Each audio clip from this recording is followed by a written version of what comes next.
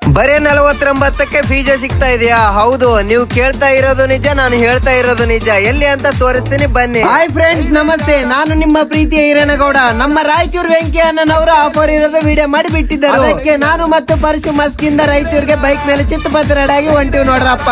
ಅಂತೂ ಇಂತೂ ರಾಯಚೂರಿಗೆ ಮುಟ್ಟಿದ್ವಿ. ರಾಯಚೂರಲ್ಲಿ ಬಿಸಿಲು ಜಾಸ್ತಿ ಇದೆ ನೋಡ್ರಪ್ಪ.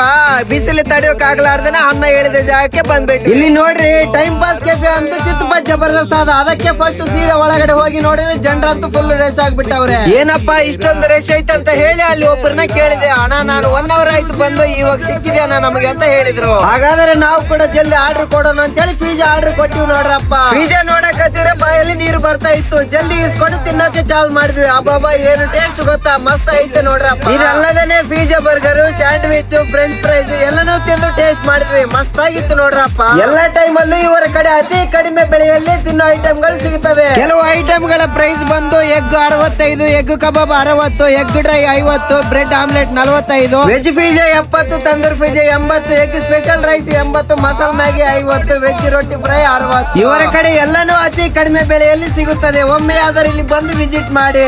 ಇಷ್ಟೆಲ್ಲ ಹೇಳ್ತಿದ್ದಾನೆ, ಅಡ್ರೆಸ್ ಎಲ್ಲಿ ಅಂತ ಹೇಳ್ತಾ ಇಲ್ವಲ್ಲಪ್ಪ ಅಂತ ಥಿಂಕ್ ಮಾಡ್ತಾ ಇದ್ರ? ಹಾಗಾದ್ರೆ ಹೇಳ್ತೀನಿ, ಕೇಳಿಸ್ಕೊಳ್ಳಿ. ನಮ್ಮ ರಾಯಚೂರಿನ ಸ್ಟೇಷನ್ ಸರ್ಕಲ್ ಇಂದ ಮಂತ್ರಾಲಯಕ್ಕೆ ಹೋಗೋ ದಾರಿಗೆ ಸೀದಾ ಬಂದ್ರೆ ನಂದೀಶ್ವರ ದೇವಸ್ಥಾನ ಇರುತ್ತೆ. ಅದರ ಪಕ್ಕದ 3ನೇ ಶಾಪೆ ಟೈಮ್ ಪಾಸ್ ಅಂತ ಇರುತ್ತೆ, ವಿಸಿಟ್ ಮಾಡಿ. ಟೈಮಿಂಗ್ ಮಧ್ಯಾಹ್ನ 12ರಿಂದ ರಾತ್ರಿ 10 ಗಂಟೆಯವರೆಗೆ.